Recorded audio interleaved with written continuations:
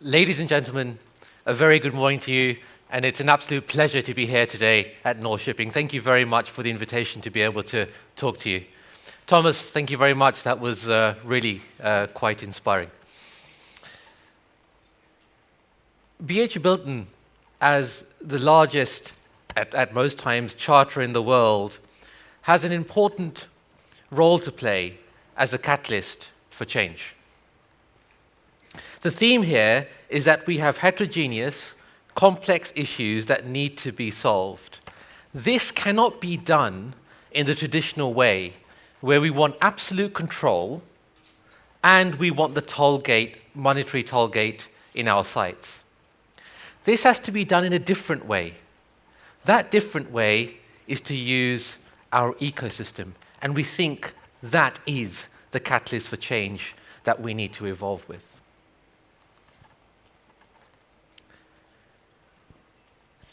The shipping industry has been quick to adopt new media across the decades. The issue is that the last time the shipping industry did that, it was decades old. And we're still working with telephones, telexes, email. Perhaps we've got to IM and chat, but we really haven't got any further. IBM did a survey of over 800 CEOs and asked them the question, what's the most important factor impacting your firm over a 10-year period? It's no surprise to you that technology factors came first by a long way. Now the question is why? And I put it to you, ladies and gentlemen, that why I think that's the case is that innovation has been democratized.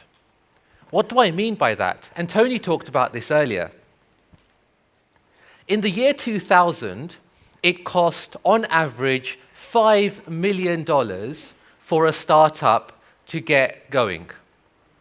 In 2016, it cost less than $50,000. 5 million, 50,000.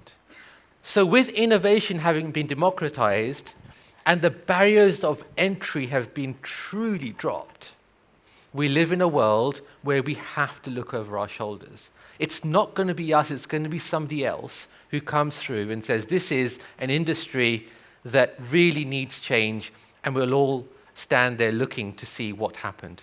Either we embrace the change ourselves and make things happen, or somebody else is going to do that for us. It's disappointing, in my mind, that shipping is in that quadrant that you see up there. The other transportation media have all had significant disruptors. We've heard about the Ubers and so forth. I won't go into that into any more detail. But one of the things that's very interesting about an ecosystem approach is that if you think about the Singapore government and the MPA, one of the things that they're doing is that they're taking a very innovative approach to the courier services, for example. They look at FedEx, DHL, UPS, etc., and say, well, you're plying the same routes day in, day out. Why don't we invest in those routes? They call it the locker box system. And then create synergies for those courier services to use data and other platforms to add value rather than just the physical delivery. Now, isn't that innovative thinking? Isn't that what an ecosystem is all about? UPS alone couldn't do that. DHL alone couldn't do that. But together with the government, together with data companies, they've been able to make that happen. The question around why disruption needs to happen is very, very important. And at BHP, we take this very, very seriously. The top left shows that the global fleet, from an emissions point of view, is, if you take that as a whole and measure emissions as if it was a country, it's larger than what Germany emits in a year. Larger than what Germany emits in a year, and just less than Japan. And we're just now getting to the point where we're going from high sulfur fuel oil to 0.5% sulfur. But we need the needle to change significantly. We need to move to LNG quickly. That's why BHP is working hand in hand with DNV, MOL on the Green Corridor project, where we want to be the front runners from a charterer's point of view to ensure that we're at the front of that queue when LNG becomes the fuel of choice. We've spent almost 3 hours this morning, and the Stella Daisy hasn't been mentioned. We find it incredible that 22 seafarers can lose their lives and get probably 2 days of headlines. I know Julian's sitting here and he's given it a lot more, so credit to you, Julian. But generally speaking, that's been the case. And from our point of view, to lose one life, to lose one seafarer in our industry is one too many.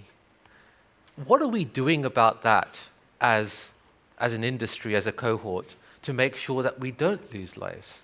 This slide shows that in the cargo industry, we're losing 60 or more lives a year.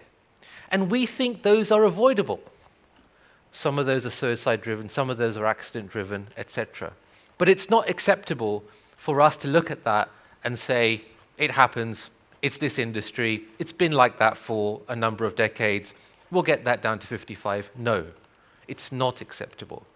And one of the reasons we're driving for innovation and higher safety levels, which I'll talk about in a minute, is because we want to make sure that we don't have any seafarers who lose their lives. So there are 4 areas in which we're driving this: predictive analysis, industry engagement, energy efficiency, and automation. And there are examples in all of those, but let me talk to you about something that's been talked about quite a bit, is our e-auction platform. So why did we put an e-auction platform together? What was the driver for us? The driver for us was first and foremost safety. We have 1,500 voyages per annum, 250 million tons we move per annum. Now, we need to make sure that we've got the safest vessels coming into Port Hedland. We just cannot afford for an accident to happen with a 23 nautical mile channel. That would mean that the revenue for FMG, for BHP Billiton, for Roy Hill and others would just vanish overnight. We put this together so that we could validate, pre-vet vessels and owners. And today, we have 25 strategic partners that we work with, having disintermediated the market. And every week, we're doing up to 4 auctions, so that's 1 million tons every week. Now, this is really low-hanging fruit. This is just a homogeneous market. This is just iron ore from Port Hedland to China. We will extend that to the heterogeneous market and to more complex routes very soon, including Hay Point and Colosso. But ladies and gentlemen, this has got so much airtime. All it is a reverse auction. It just shows you that where we are on that maturity curve as an industry.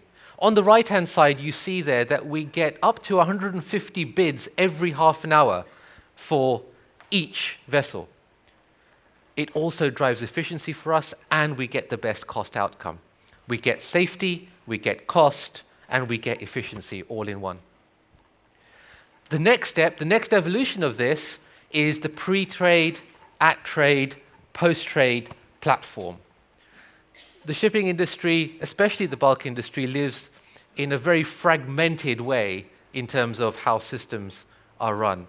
And we're driving such that we have right ship vetting, physical vetting, at-trade and post-trade, Chinsei included, to make sure that we have efficiency from a systems point of view. The efficient physical market has to happen. Look at where the freight market is compared to the other commoditized industries in the world. And the freight market started well before them. And yet, from a physical and paper perspective, we're only at 20% of the physical market.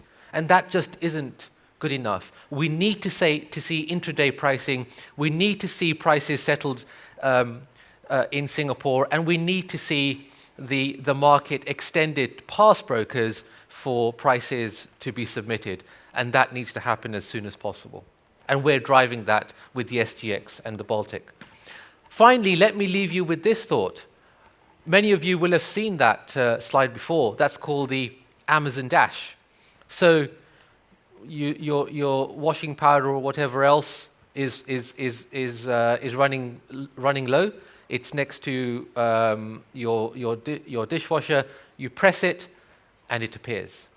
That's going to be the connected world. This is going to be a reality very, very soon. Now, if we think about that from a shipping perspective, what does that mean? That means that beyond the internet, let's think about beyond the internet, because we're thinking about a connected world here. Beyond the internet, this means that scheduling will be automated, nominations will be automated, because if you know what your demand looks like, the supply exists, AIS data will tell you the positioning of the vessel, you can schedule, nominate, and execute the vessel, and a world where we have emissionless, electrically powered vessels operated by women and men in remote operating centers, agnostic of creed, color, or background. That's the world we want to aspire to. And ladies and gentlemen, that's the catalyst of change that BHP is driving towards. Thank you very much.